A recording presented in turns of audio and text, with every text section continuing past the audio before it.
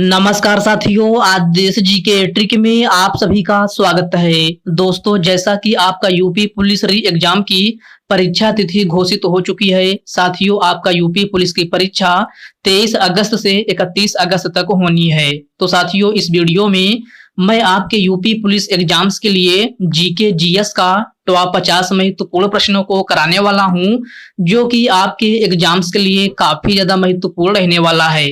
तो साथियों, इस वीडियो को आप बड़ी ही ध्यानपूर्वक एंड तक जरूर देखिएगा।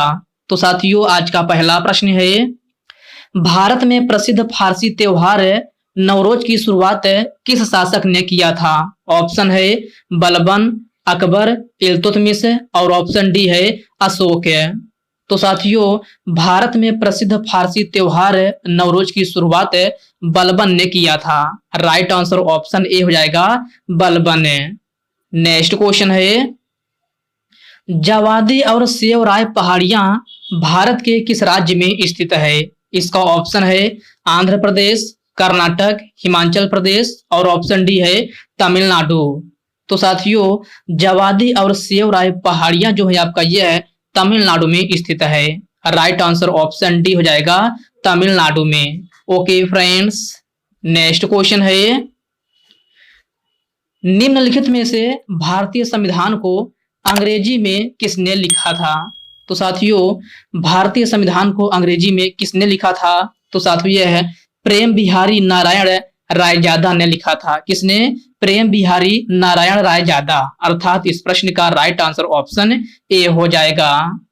अगला प्रश्न है, ये निम्न में से किस समिति को चालू आर्थिक समिति कहा जाता है? इसका ऑप्शन है आचार समिति, प्राक्कलन समिति, सार्वजनिक समिति या फिर ऑप्शन डी है उपक्रम समिति। तो मेरे प्यारे साथियों, चालू आर्थिक समिति जो है आपका यह है प्राक्कलन समिति को कहा जाता है। किसको? प्राक्कलन समिति को। अर्थात इस प्रश्न का राइट आंसर ऑप्शन बी बन जाएगा। नेक्स्ट क्वेश्चन है, राज्य मानवाधिकार आयोग के अध्यक्ष और सदस्यों को कौन हटा सकता है? सुप्रीम कोर्ट, हाई कोर्ट, राष्ट्रपति या फिर ऑप्शन डी है राज्यपाल। तो मेरे प्यारे साथियों, राज्य मानवाधिकार आयोग के अध्यक्ष और सदस्यों को कौन हटा सकता है? तो यह राष्ट्रपति हटा सकता है। कौन? राष्ट्रपति। तो इस प्रश्न का राइट आंसर ऑप्शन सी हो जाएगा। किस राजवंश ने वेसर शैली के मंदिर वास्तुकला की शुरुआत की थी? तो साथियों, आपको बताना है कि किस राजवंश ने वेसर शैली के मंदिर वास्तुकला की शुरुआत की थी। तो साथियों, इस प्रश्न का राइट आंसर ऑप्शन है ए हो जाएगा चालुक्य वंश। तो राइट आंसर ऑप्शन ए हो जाएगा। अगला प्रश्न है, निम्नलिखित में से कौन सा शब्द बैडमिंटन खेल से संबंधित है? तो साथियों, इस प्रश्न में आपसे पूछा गया है कि निम्नलिखित में से कौन सा शब्द बैडमिंटन खेल से संबंधित है? ऑप्शन है ड्रॉप, नेल्सन, गुगली या फिर ऑप्शन डी है डॉल्फिन किक। तो साथियों, बैडमिंटन खेल से संबंधित शब्द जो है आपका यह है ड्रॉप है। राइट आंसर ऑप्शन ए हो जाएगा ड्रॉप। निम्नलिखित में से किसे सर्वाधिक तन्य धातु कहा जाता है? इसका ऑप्शन है तांबा, चांदी, सोना या फिर प्लेटिनम।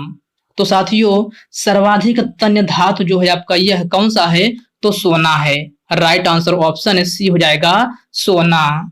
नेक्स्ट क्वेश्चन है, निम्नलिखित में से कौन सी रबी की फसल है?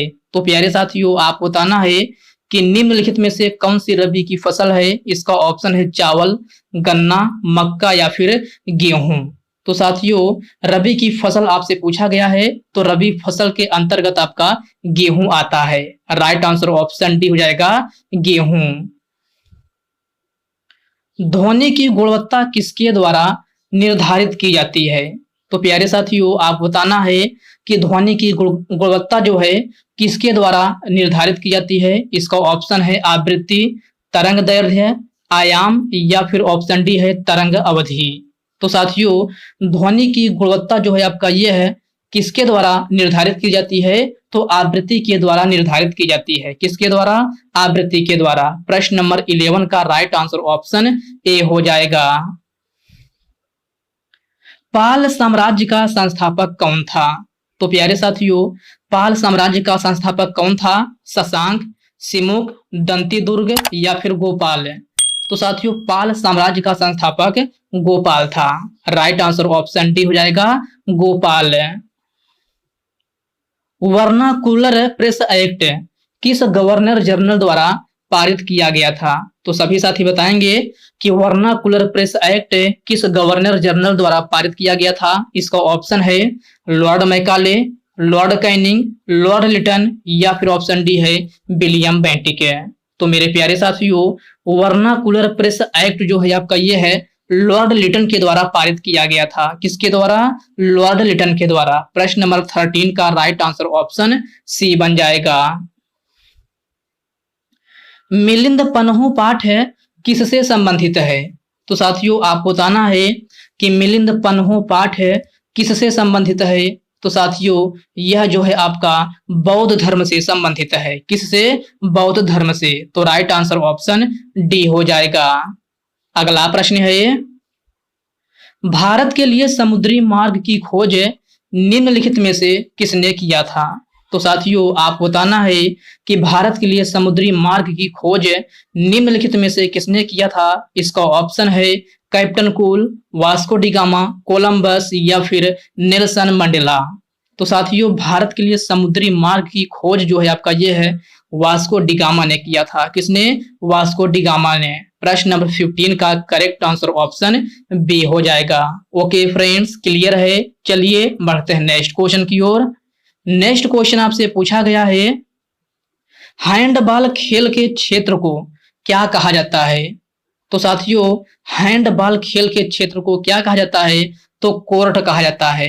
प्रश्न नंबर 16 का राइट आंसर ऑप्शन ए हो जाएगा। पशुपत की आकृति किस काल में मिली है? तो साथियों, आपसे पूछा गया है कि पशुपत की आकृति जो है किस काल में मिली है। ऑप्शन है मौर्य काल, वैदिक काल, हड़प्पा संस्कृति या फिर गुप्त काल।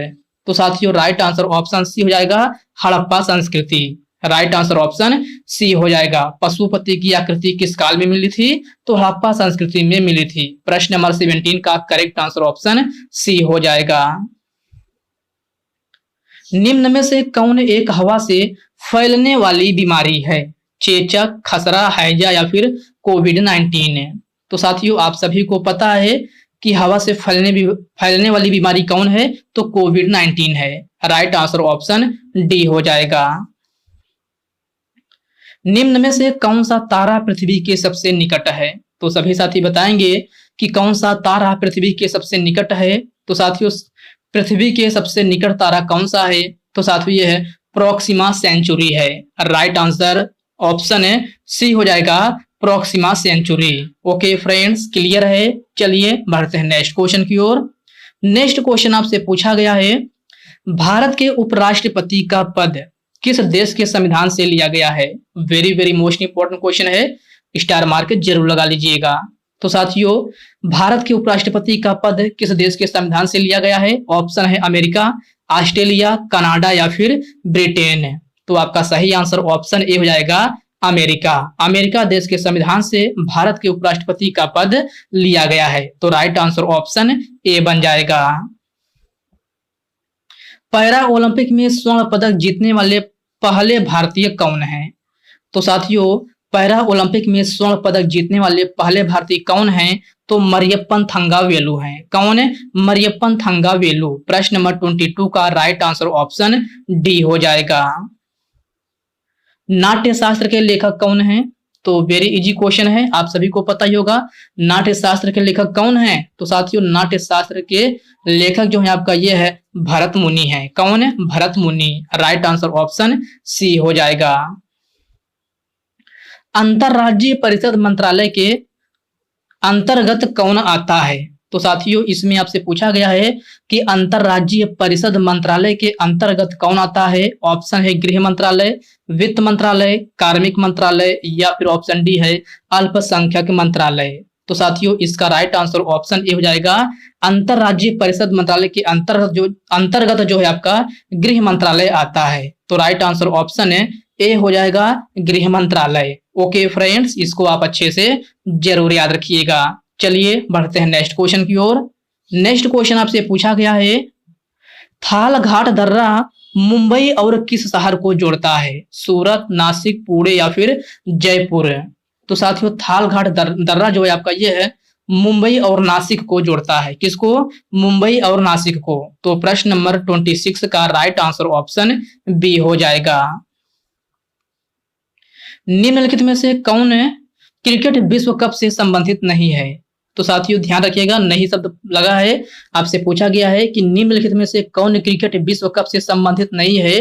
तो साथियों कलिंग ट्रॉफी जो है आपका ये है क्रिकेट विश्व कप से संबंधित नहीं है। तो प्रश्न नंबर 27 का राइट आंसर ऑप्शन डी हो जाएगा, कलिंग ट्रॉफी। ओके फ्रेंड्स, इसको आप अच्छे से जरूर याद रखिएगा। Irani trophy, Ranji trophy, Deodhar trophy, ये सभी ट्रॉफियां जो है क्रिकेट विश्व कप से संबंधित हैं, लेकिन कलिंग ट्रॉफी आपका जो है यह है क्रिकेट विश्व कप से संबंधित नहीं है। तो इसको आप अच्छे से जरूर याद रखिएगा, राइट आंसर ऑप्शन डी होगा इस प्रश्न का।